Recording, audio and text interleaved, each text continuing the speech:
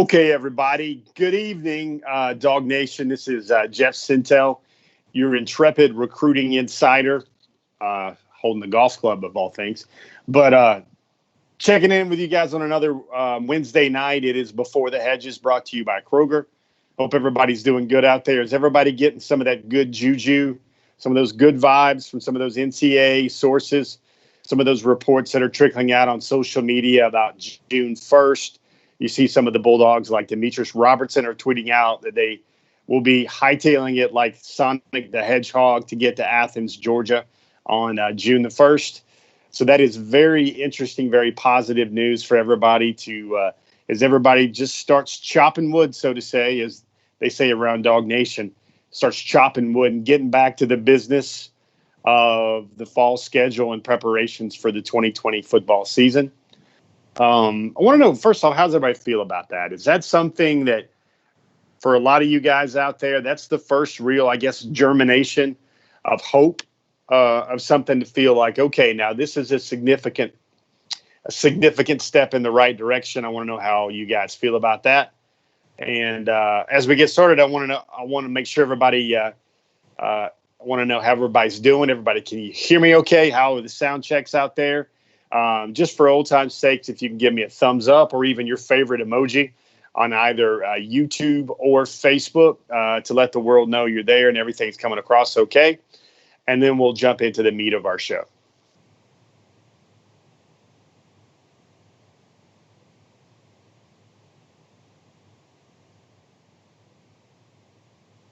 Let me check. Let me see. I guess I'm going to give the coin flip here. I'm going to check YouTube first, see how everybody's doing on YouTube. How's everybody doing tonight? Has anybody gotten themselves some good groceries from Kroger? Have they filled up have you let Kroger fill up the back of your trunk with a order where you had free pickup and they brought it out to you? I hope that's going okay for everybody. See, there you go. There goes YouTube popping off when I pull up. Al McConnell, Wyatt Field, and Elite GB. Hey, guys, how does everybody feel about all that? Everybody getting some of that, like, yeah. It's starting to come back around again. Chili Vic, man. Hey, you're welcome, sir. CV, thanks for checking in from Baton Rouge or Tiger Country, wherever you're at. Pat D, how are you doing? SC Dogs, everybody gives me Colby Curry. Thanks for the Hefe. You'd be surprised how many people come across with Hefe.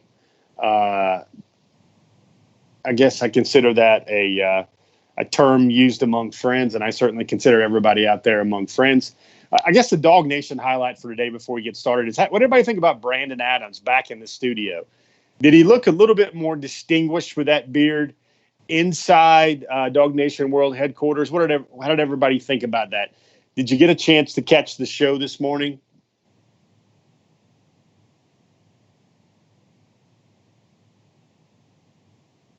So, guys, if you see the headline, I was thinking about ways to take this show, and I was trying to think about a way to structure things without giving away the top targets, but in some ways enhancing the top targets. And what I was kind of looking for was a way to just kind of discuss what I see. There are 5 teams left for Georgia, and that I would say stand in the way of Georgia having the biggest and most robust recruiting class they possibly can muster up together in 2021. I guess that topic's on my mind because everyone knows recently, just yesterday, a great football player from the state of Georgia, Barrett Carter, the inside linebacker out of North Gwinnett High School. He chose Clemson as his college home, and everybody knows what happens when a young man commits to Clemson. No more visits, no more deviation. That one seems like a stone-cold lead pipe lock. For me and the way I do things, I really look at Georgia so far, and everybody's wondering. They're asking me on the Dog Nation forum about. Hey, what's up with all this crystal ball traffic? This hasn't been a good week for Georgia recruiting. I think first and foremost, the thing I will say is relax, folks. It's May. Things will be just fine. Things might even be better than ever. Can very well be better than ever for any Georgia recruiting class going forward. Still in the month of May. I'd like to remind folks that Georgia only has 7 public commitments, but I think they've done a lot of the work where the hay is in the barn. Beyond that, in terms of maxing out or maybe building out this recruiting class in the near future. But in terms of Barrett, I'm not going to chop it up any other way that this is a great football player. I would consider him to be one of the only 4 significant misses for Georgia so far in the 2021 recruiting cycle. I'm not going to count Caleb Williams as a miss for Georgia because, A, number one, he's not committed anywhere yet, but B, Georgia kind of dipped out of the Caleb Williams sweepstakes by accepting and gleefully accepting the commitment of Brock Vandegrift in the 2021 recruiting class at quarterback. That is an anchor commitment for Georgia for this class at quarterback. So I don't consider Caleb Williams a miss. I would consider Travion Henderson out of Virginia as a miss. He chose Ohio State, even though he'd never taken a visit to Ohio State.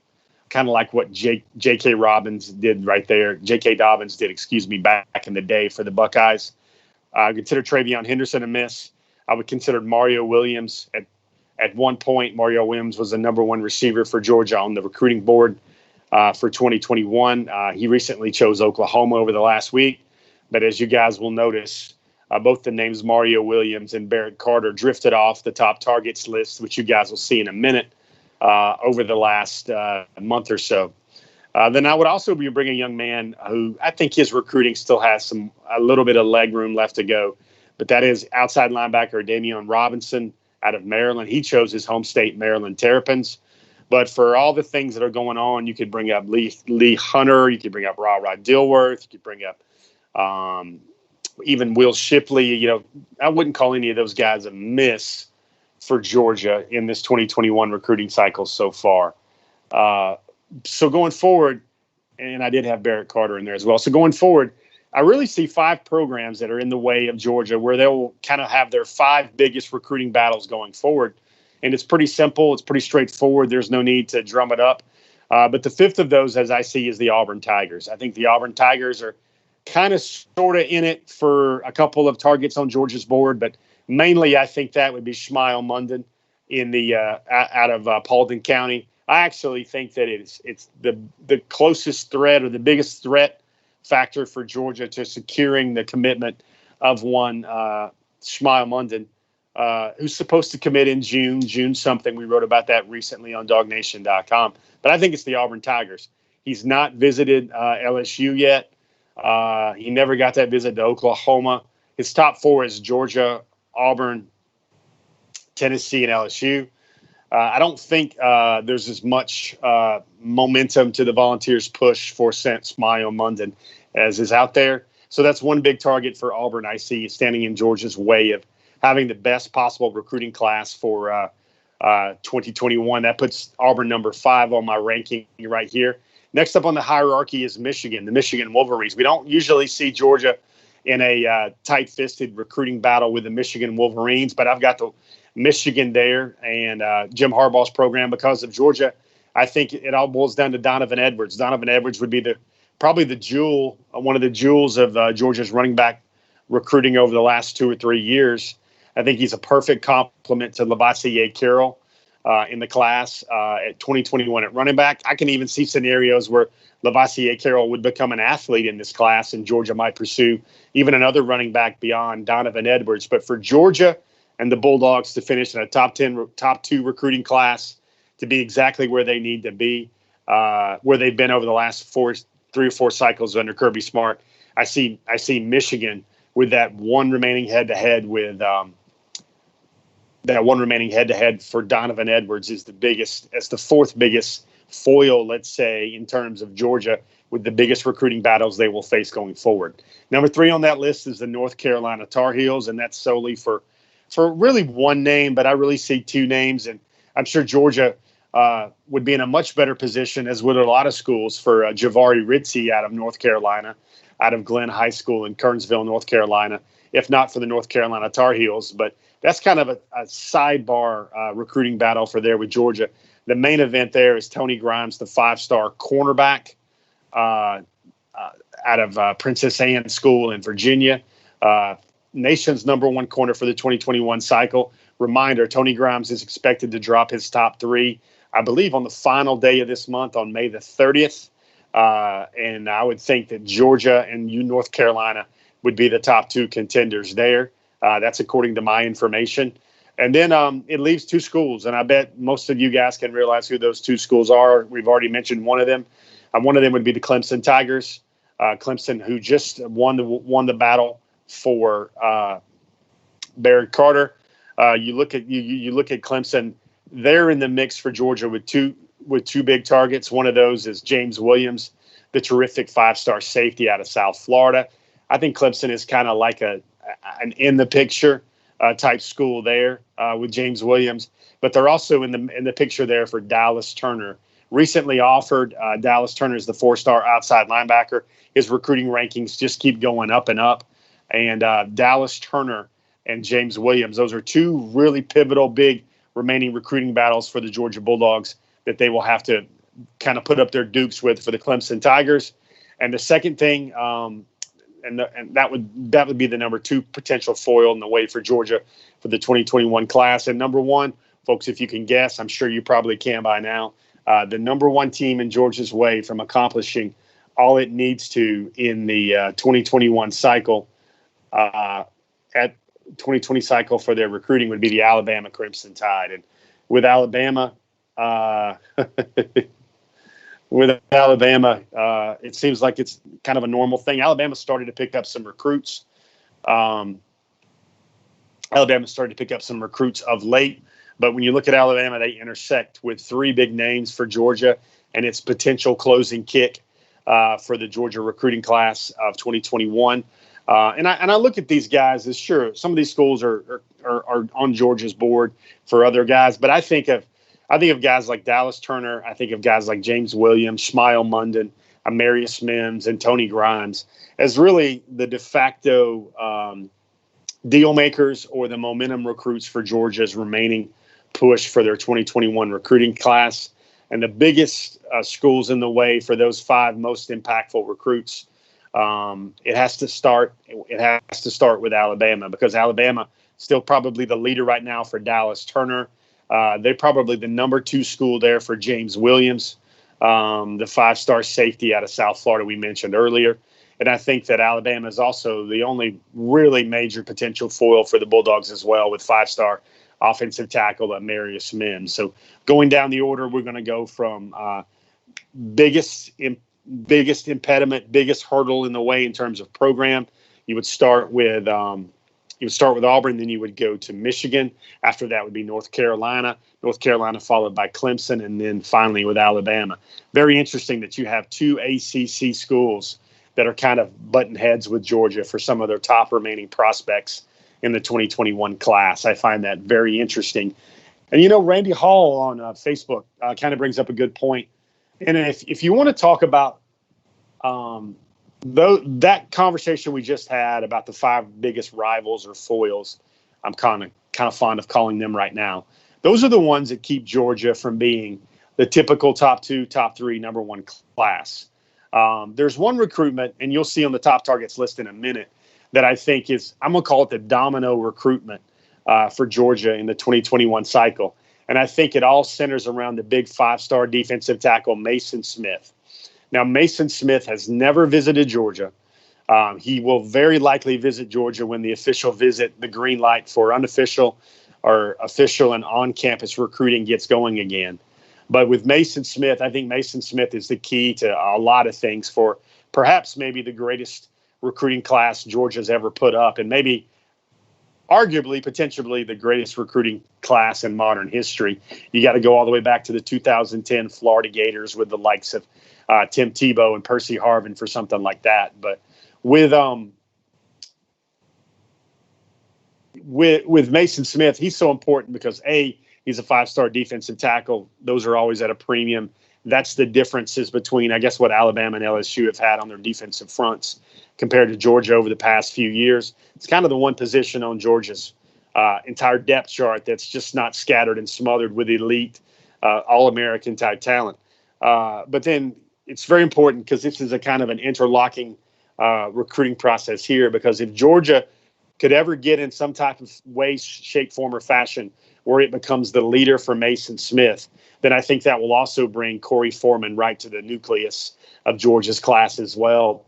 Those guys want to play together. Those guys both have Georgia in common as a school of mutual interest. And if the Bulldogs could ever get in really, really great there with Mason Smith first, Corey Foreman second, I think it would open all doors for Georgia in the 2021 recruiting class. And that would give Georgia the express lane, the HOV lane, to having the number one recruiting class in the country. At least that's what I think.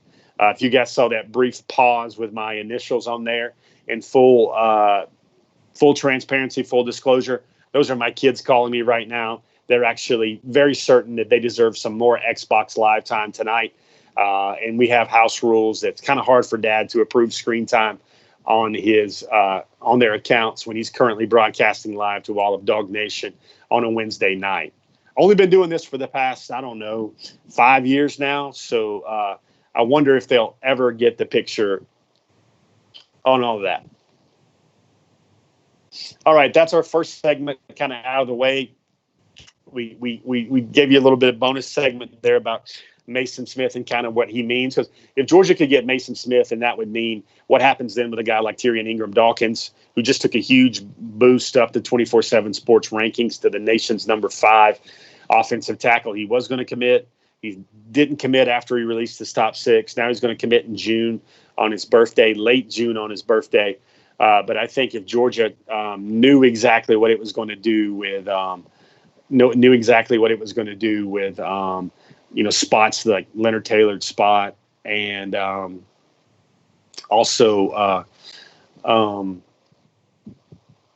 Corey, what happens with Mason Smith. If Mason Smith's in the class, then I think it clears up a lot of the dominoes and the momentum recruits left for Georgia in the 2021 cycle. One thing to get to right now, let's move on to our top targets. Our top targets is something we have every week. It's a staple. You're going to see some movement towards the back half of the top targets right now. So let's just jump right into that. Reminder, folks, the top targets are the prospects that we see, that we determine to be the biggest remaining targets for Georgia on the board. It's a combination of depth chart need. It's a combination of the chances of Georgia putting in the chances of Georgia putting in the best possible recruiting class possible. But it's like, how can Georgia, do they have a chance to recruit these prospects? Is there a legitimate chance to recruit these prospects? Is there a depth chart need? Could the player come in and make a big impact?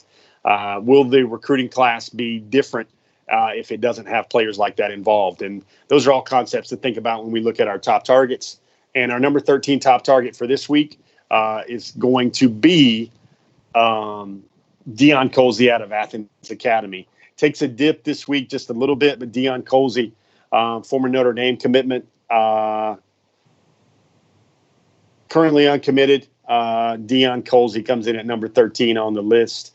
He's taken a dip from a couple of weeks, but he is number 13. Number 12 is the aforementioned Mason Smith, a 5-star defensive tackle out of Terrebonne, Louisiana. Number 11, kind of got those guys packaged together, is Corey Foreman.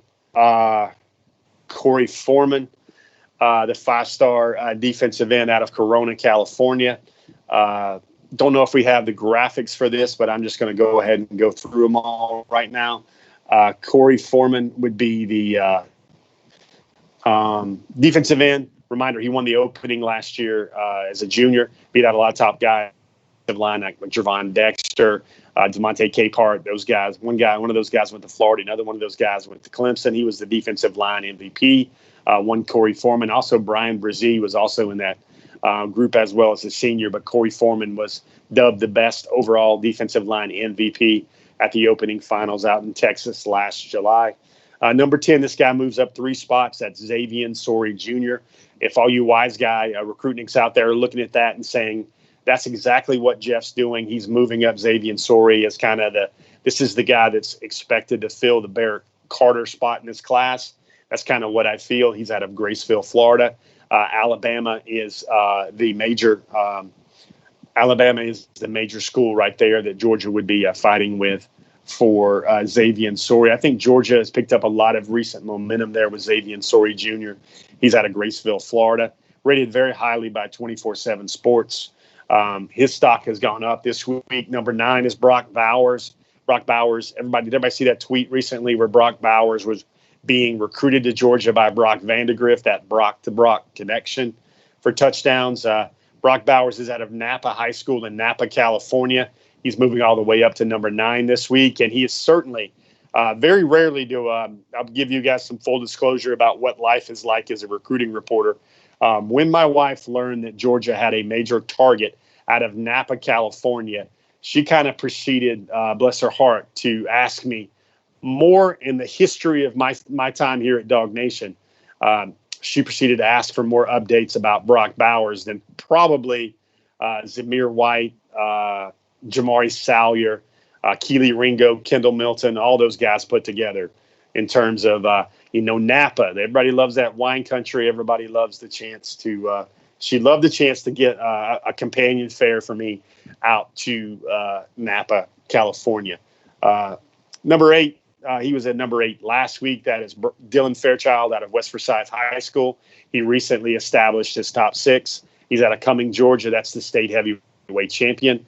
Dylan Fairchild his stock keeps rising. I think he's a top 42, 45 overall prospect for 24/7 Sports. Dylan Fairchild, state heavyweight champion. He's number 8 this week on our May the 20th, 2020 top targets list on Before the Hedges. Moving down into number 7 now, Peach County's Terrence Ferguson. Did everybody see the tweet recently from Terrence Ferguson that was about Terrence Ferguson that was sent from former Peach County High grad, Peach County Trojan alum, Kieris Jackson out of Fort Valley.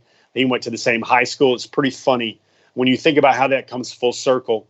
When Kieris Jackson committed to Georgia, I was there. We did the commitment video for Kieris Jackson way back in the day. That was the one with the inflatable water slide, if you can recall that. Kieris Jackson. Well, Terrence Ferguson was a 2021 prospect there that day for a member of the 2018 class. Terrence Ferguson was there. I can remember him at that time saying very good things about Georgia, hopeful for his future, hopeful he was going to be good enough to earn an offer from the University of Georgia. Now, fast forward a long time to here we are in May of 2020, and Ferguson has had his Georgia offer for, I think, 3 years now, maybe 4. And he's seen as one of the top 75 overall prospects in the country. Can play guard or tackle. He remains at number 7. Number 6, we've got Dallas Turner out of St. Thomas Aquinas, Fort Lauderdale, Florida. Pass rusher, you've got a really, really great pass rusher there. He was the South Florida Defensive Player of the Year. Now, Clemson's in there a little bit now. As we mentioned earlier, Clemson recently offered. I'm sure the Tigers will probably do their best to get a visit once recruiting can reopen. Quick reminder there, folks, that recruiting cannot happen on campus until at least through the end of June. That's according to the most recent NCAA legislation. Number 5 is Shmile Munden Jr. Shmile Munden also saw his stock rise recently on 24/7 Sports. He is now a composite 5-star and a 5-star on 24/7 Sports as well. We say the same things about him every week here on our Before the Hedges program. He's always been on the top slide of names, it seems like to me. But with Shmile, got some clarification. Did you guys see the recent Dog Nation story where we got information on the record about his top 4? There was no particular order, but it was Georgia, Tennessee, Auburn, and LSU. With Shmile Munden, got some good information, some good intel from his head coach. That tweet he sent out, 6/20. It was not 6/20, June 20th, but it's sometime in the month of June. If he's feeling it, he will make his decision. He doesn't need any more recruiting visits to make his decision. And we also learned that no silent commitment had likely been made at this time. And Shmile Munden has spent a lot of time talking to coaches of late. And he was one of those guys, kind of a casualty of his recruiting arc, was that he wanted to wait as long as he could into his senior year so coaches could come flock to see his other teammates, the other guys on the program. And coronavirus and the global pandemic kind of through a double A gap blitz into all of that. Number 4, Donovan Edwards. I think that's a true 3-down back in Todd Monken's offense. I think he had over 500 yards receiving. I think he had 5 receiving touchdowns. He had like 1,100 yards rushing out of West Bloomfield, Michigan. I see Michigan as the big contender there. I think Notre Dame is also another contender for Donovan Edwards as well. I think Georgia's in a very good spot with Donovan Edwards. Did everybody see another thing I want to pull out from social media? If everybody saw, there was an edit that involved Georgia's RBU. Donovan Edwards was included in that edit along with Lavassier Carroll. And in the background was a lot of the luminary Georgia running back recruits of years past. And I think even my good buddy Brandon Adams discussed that on his first one back in the chamber, first one back in Dog Nation World headquarters, the first show back in his studio today. Number 3, Amarius Mims, still currently slated to make his decision in October on his birthday. I still wonder if it's going to go that long. 5-star offensive tackle. I call him the Eclipse a lot because what he would be able to do to block out the pass rush heat coming on either Carson Beck or Dwan Mathis or Brock Vandegrift's blind side should he choose the University of Georgia. 6'7.5". Reminder, he was a tight end his sophomore year at Bleckley County. 6'7.5", about 325 or so. Recently did a 360-pound bench press. To me, it feels like Georgia and Alabama. LSU's in there as well. I know this young man wants to take official visits to places like Oklahoma, Oregon, and USC as well. But Amarius Mims certainly did. We kind of highlighted a tweet he shared recently on our last week's program, where I think Amarius Mims said he got 34 phone calls or Zooms in one day. Number 2, James Williams. Folks, for me, I think James Williams is the best, most impactful year one football player in the United States, in America for the 2021 cycle. It's about 6'4.5", about 220 pounds. When I see him play football on his film, I think it is almost borderline criminal that he gets to spend another season of high school football hitting some other family's child. He looks like he would be a day one, week 2 type starter in whatever program he wanted to go to. His final 3 has been Clemson and Georgia and Alabama, and it's been that way for quite some time. Georgia has continued to be in a very good spot for James Williams. Mr. Williams has also waited. Basically, when he could take visits, mostly he took his visits to Georgia. He did make mention that when the coronavirus curtain went up and everybody could get back to college campuses, the one visit he wanted to take was to see the Clemson Tigers. Number 1, we have Tony Grimes out of Princess Anne High School in Virginia Beach, Virginia. Great young man on and off the field. Folks, I think he's actually the really, truly best pure cornerback that Georgia has recruited in the last 3 or 4 cycles. I think he's the best pure. Now that I think about it, the best pure. What I mean pure is that guy's strictly a cornerback. You don't look at him and you don't think that guy might be a safety, that guy be a hybrid, that guy might be a star, one of those type guys. I think when you see Tony Grimes, you see a very good, technically sound cornerback, when perhaps you couldn't say those things for guys like Tyson Campbell and also even Keely Ringo in the 2020 recruiting class as well. Those are your top targets right there. And guys, guess what? We've got a special we've got a special segment. We're going to call this Halftime of Top Targets. We've got a special announcement before the Hedges, of course, is brought to you by our sponsor, Kroger. And I got to bring you a message right now from a very familiar face from one of our sponsors. So let's hear about what's going on right now at your nearby Kroger. We'll get back to the show in just a moment, but first, a quick word from Kroger. Kroger has made shopping for the groceries and household essential items that you need even easier by offering free pickup. Just shop online, choose a pickup time convenient for you, and Kroger will carefully pick out your order and bring it to your vehicle when you arrive. So the next time you're ready to shop at Kroger, take advantage of the free pickup. It's just another way that Kroger is fresh for everyone. All right, guys, we're back. Can everybody guess who that well-paid and facial hair enriched commercial spokesman that was. I'll give you guys a few seconds and a few guesses to figure out if you guys can recognize that voice.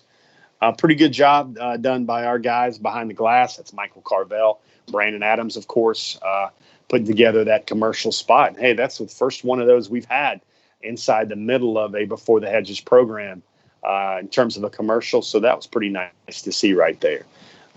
You guys got some questions? I got a couple more topics I want to get through right now, but I'm going to take some time to go over a couple of questions if you got them, and also kind of got some headlines I wanted to throw your way this week. Did everybody see Corey Collier? That's out of Palmetto High in Miami, Florida. Corey Collier released his final six. That's a kind of a safety cornerback hybrid, one of those adaptable players, much like a Tyreek Stevenson, much like a Tyson Campbell, much like a Mark Webb Jr.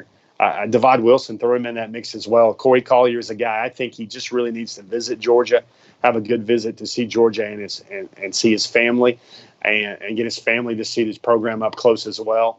I think that's a guy that Georgia could have a shot with. Of course, you don't see him on the top targets list, but if I can remember correctly, his top six or his final six, as one might have expected, is he had Clemson in there, he had Georgia in there, he had Florida State, Miami, and Florida. Those three in-state schools in there as well for Corey Collier. So that's a pretty loaded, a pretty big time final six there for Corey Collier. And he also had, I believe, if memory serves, he had the Tennessee Volunteers in his top six as well. Everybody says momentum. That's what's happening right now with Tennessee's recruiting class. The other name to bring up is Christian Zachary. That's a young man who I think is a talented pass rusher out of Carrollton High School in Georgia. I think he can play for Georgia. I don't know whether he released his top six today, actually, and Georgia made the top six. You didn't see Florida in there, which a lot of folks on the Dog Nation message board forum found to be quite amusing. And you didn't see, but you did see Tennessee in there. You saw Georgia, you saw Missouri, you saw Colorado. You saw a very interesting mix of schools that were in there for Christian Zachary. Missouri, interesting. Colorado, interesting. Georgia was in there. So you had a lot of schools that were that made a very interesting top six. So Christian Zachary, he's the young man. He calls himself the Reverend, or folks call him the Reverend. Very faith-based young man. He wears his Christian faith directly on his sleeve. Very interesting and insightful young man to talk to. It's interesting for me because he moved in the middle of his junior season to check out to Carrollton High School. He did not play last year, and that gave him the chance to he basically was a scout teamer. So everybody needs to see he started to make some havoc in the elite junior game at McEachern High School. He was voted the defensive MVP there. I think he had double-digit tackles, tons of pressures, a couple of sacks, and then he proceeded to, in the what little taste that we got to see of camps. He also held it down very well and fared very well in those camps as well. Christian Zachary, he's a guy that you wonder what might happen. Is he an option for Georgia? Is he a take right now? I don't know if Georgia has a room right now to consider taking a scholarship commitment right now from a commitment from Christian Zachary, with guys like Chaz Chambliss and Dallas Turner and other guys at outside linebacker that they also like a whole bunch too. You got to remember Elijah Judy is already in the class. Xavier Sorian's out there as a guy that would most likely fit an inside linebacker, but could also be an outside linebacker. He's that athletic as well. I wanted to make sure Corey Collier was very interesting. His former top 10 was Clemson, LSU, Florida, Ohio State, Georgia, Florida State, Auburn, Syracuse. Interesting Syracuse there. And Penn State and Miami. That was his top 10. And then he went down to his final six, or top six he described. He has Miami, LSU, Georgia, Clemson, Florida, and Florida State in there as well in his top six right there. We mentioned earlier about Tyrion Ingram Dawkins out of Gaffney, South Carolina. He moved up to the nation's number 86 overall prospect and number 5 defensive tackle for 2021 for 24/7 Sports. That's a big jump for him. I think he went up some 130, 140 spots, and you kind of wonder where he fits right there in the ideal close to Georgia's defensive line recruiting with the likes of the aforementioned Leonard Taylor and also Mason Smith as well. You got Lee Hunter in there. You got Tim Keenan in there. You got some other thoughts to look at there on the defensive line for the Georgia Bulldogs. Those were some of the bigger headlines over the last 24, 36 hours that I found to be of interest, along with all that juice recently about all the news coming out today about June 1st. NCAA will allow schools to start getting back at their discretion beginning in June 1st. Ohio State's supposed to show up on June the 8th. Now you hear talk, there's a plan coming out of some of the Ohio State media. I found this very interesting. The Ohio State media was reporting today that the athletic director at Ohio State, Gene Smith, had said that he can envision a scenario where there would be 25,000, perhaps 20 to 30,000 fans inside Ohio Stadium for the Buckeyes this fall. They would reduce the amount of gates. They would obviously increase social distancing. That would basically reduce the stadium's capacity by 66%. And that would be a way for maybe a select few to be able to watch some of those big football games in person this fall. And then you start wondering who gets in the door for that. Is that students? Better be students at least. Is that family members? It better be family members at least as well. And then who else would get into the stadium for those big games as well? Going to be very, very difficult. It's kind of like when I used to cover high school football back in the day, and they would hold state championship games at a Bryant-Denny Stadium or Jordan-Hare Stadium. What that was like is you just didn't get the same acoustics. It wasn't the same feeling when the lower bowl held as many as 30,000 people, but the stadium was designed to hold 3 times that many.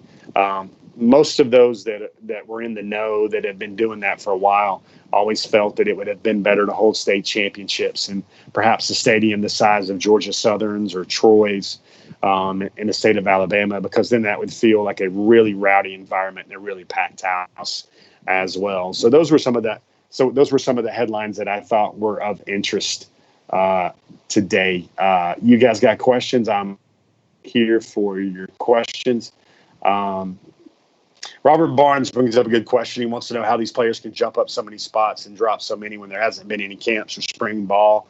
I think a lot of that has to do with maybe guys finally getting a full evaluation. Tyrion Ingram Dawkins is a great example because his junior film didn't come out until the maybe early part or a lot later than some of his peers, and he didn't have a lot of good freshman and sophomore tape as a guy that was already on, kind of on everybody's radar. Dawkins, TID is what a lot of folks call him in the Dog Nation forum. He's a guy that, played some basketball, was kind of a frustrated big, a frustrated power forward, and now he's up to about 6'5" and about 300 pounds, and he has great ability, especially in between the tackles and across the line of scrimmage. You start wondering, is he if Georgia includes him in its final signing class, that's certainly going to be a win for the Bulldogs. But you also wonder, it's just kind of people feeling like J.R. Reed a little bit and eating greedy with their recruiting classes. Tyrion Ingram Dawkins is great, but everybody wants to start thinking about what about a Lee Hunter? What about a Mason Smith? And then what all the potential ripple effects of Mason Smith might be. What about a Leonard Taylor? Leonard Taylor's a guy that I think is an edge player. He could play out maybe a 5 technique, and then that would allow, if Georgia was able to sign, to pull off one of those big, everybody would cross their fingers for that one on Dog Nation. If Georgia could pull off a Mason Smith signing, that would certainly, I would just equate it, I don't want to get it twisted for everybody out there. It would be like adding another Jalen Carter or Trayvon Walker to Georgia's defensive front. That's kind of the simplest way to put that. Robert Barnes, thanks for your question, man. Always great. Always always happy to take care of anything you guys got.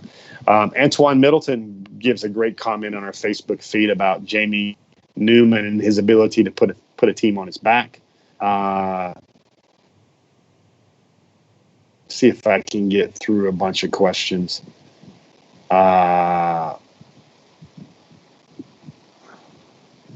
Yeah, Robert Moody, it's kind of what it is. People are trying to lock down their class. As we reported last week, as we just documented last week, some good reporting by Bud Elliott of 24/7 Sports. I think the number right now is over 700 kids are committed right now at this time of the recruiting cycle for this specific class. And that's the number from like the past 2 years, 3 years would only average like 250, 280, 300 commitments at this point in time.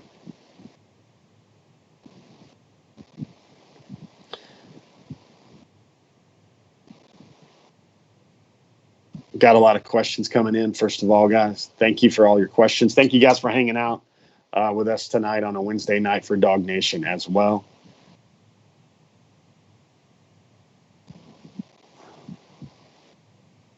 Jim Withrow with the take. He said he would swap the DBs for that entire defensive line crew with that. Everybody realizes that that's the difference between the very good and the elite and the championship teams. Tom Lavelle has a question about which program convinced Ingram to hold off committing. I don't think that was going to be Georgia if he'd have made the commitment recently. I think Georgia, with a couple of schools, were the ones to do that. James Crump wants to know, is Georgia recruiting any other receivers besides Deion Colzie? Yeah, that's Isaiah Brevard out of Mississippi, the number one player in Mississippi. There's Malcolm Johnson out of kind of the D.C. metro area, the DMV up there. He's a speedster in every sense of the term. There's also Marcus Burke out of Trinity Christian in Jacksonville as well. Sonard Watson, how are you? James Crump. David Daniel is going to be a safety and a very good one at that.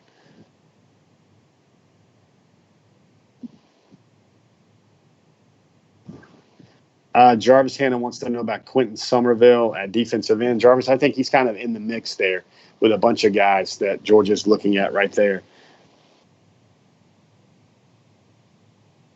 I would say Dallas Turner is a guy that's prioritized a little bit higher at that spot.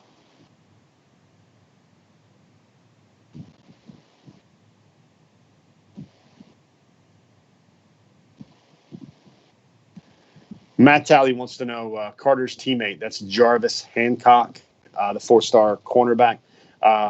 Georgia was recruiting him, and not the extent others were. There was a time when Jordan Hancock was going to go to Ohio State, and it was almost done. But then he took one of those mystical visits to Death Valley in Clemson, South Carolina, and he immediately wanted to jump in and be all in with that class there.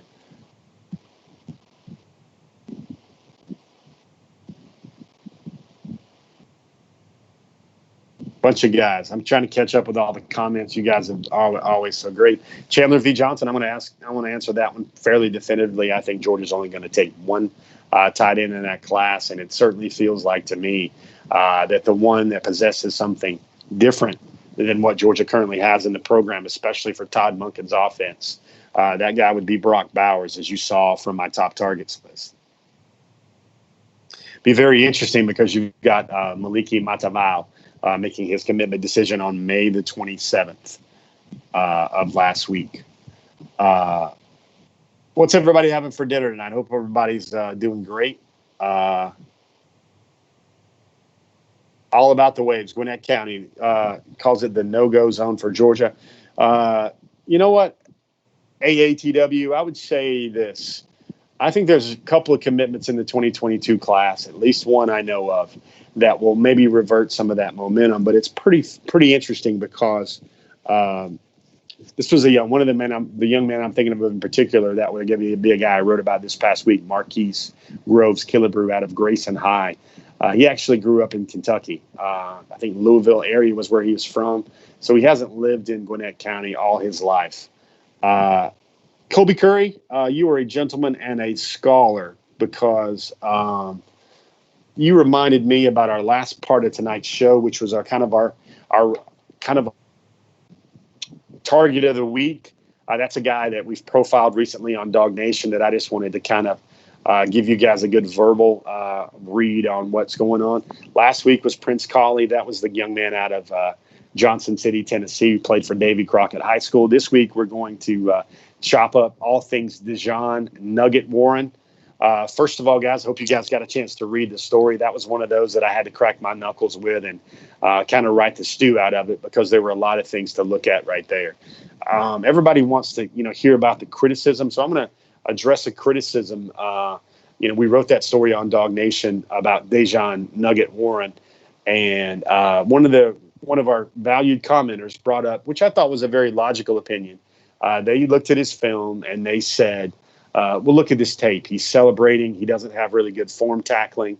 You can tell he's an athlete, but he doesn't seem really well schooled in the fundamentals. He doesn't seem like the type of player that Kirby Smart recruiting class would include at defensive back. And I think really that's all fair, very fair points. But I think what you see there, what you see there is, a lot of guys do a lot of showboating, or they're walking off the field before the play is over. You see a lot of that with a lot of these recruits as well. You just don't see that on their highlight tapes is what you see with Dejan Warren. You got to remember, folks, let me go through the timeline. We got to go all the way back to 2014 when he was a junior varsity player. He was only about 5'4". Dejan returned to kick in practice, about 90 pounds soaking wet, maybe even 85 pounds soaking wet. And he made a play. His coach wanted to know who he was. He told him to take his helmet off. And he took his helmet off, and he said, "My name is Dejan Warren."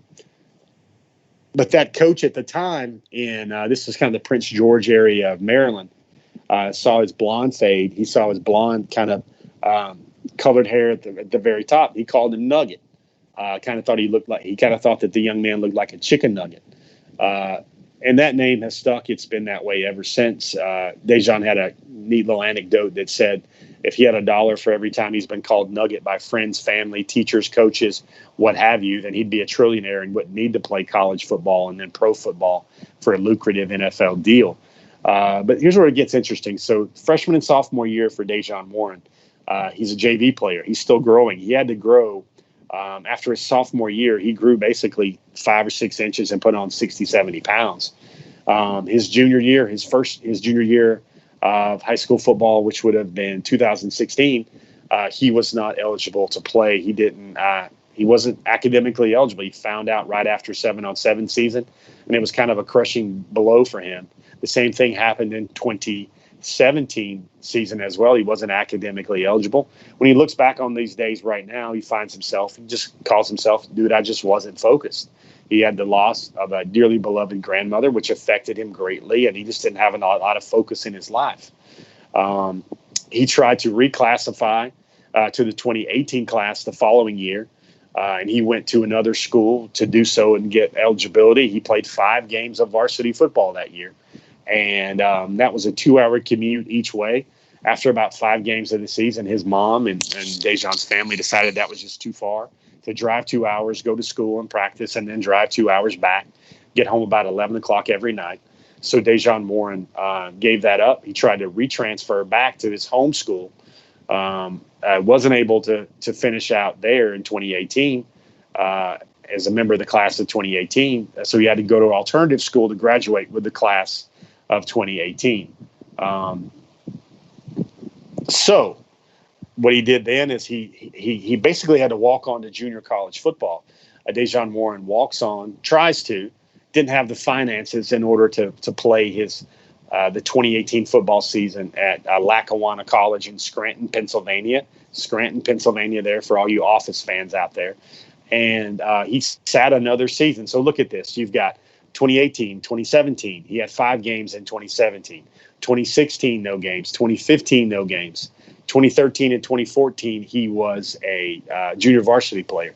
So really went through his whole high school career and played 5 games of varsity football. He had needed a growth spurt.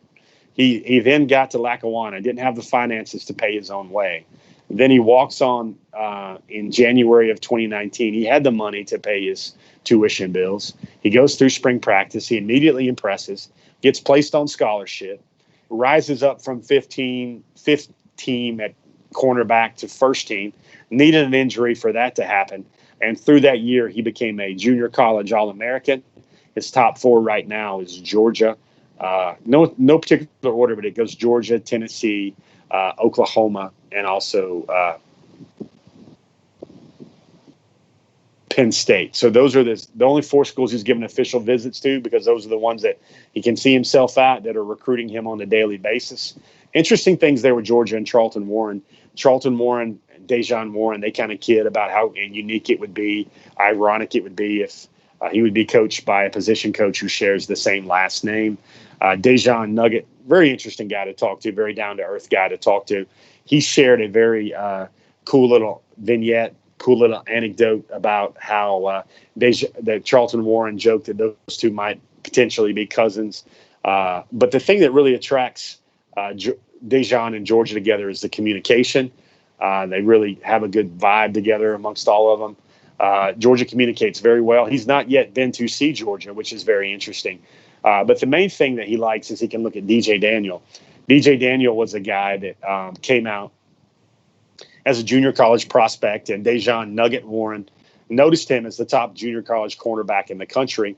He saw where he went to, and then Dejan saw that DJ Daniel went to Georgia and played in 14 games. But, folks, I bet this is a fact that is lost on a lot of you, maybe even some members of our Dog Nation reporting team, that I bet a lot of people don't know that DJ Daniel started the last 11 games of the 2019 season. Had a great year. In my mind's eye, I think he is the most pro-ready, along with Eric Stokes, defensive back on Georgia's staff, in Georgia's roster this year. I think he's going to have a bright professional future. And I thought he did a terrific job last year. The way he can play, he can hang with smaller receivers.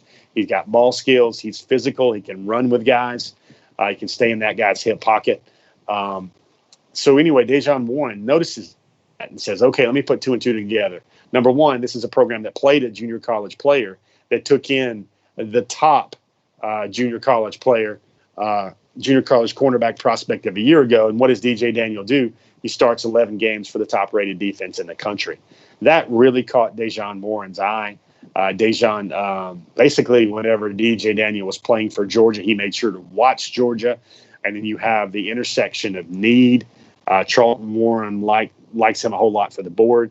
And that's where you have Dejan Warren, as we reported in that story, is going to make his decision on December the 14th. Georgia gets his final official visit on December the 11th. Very unique. I asked him the question. I said, is there any certain reason why Georgia's getting the final official visit, which would be the most enviable last official visit? He said no certain reason at all. It's just kind of the way it all worked out.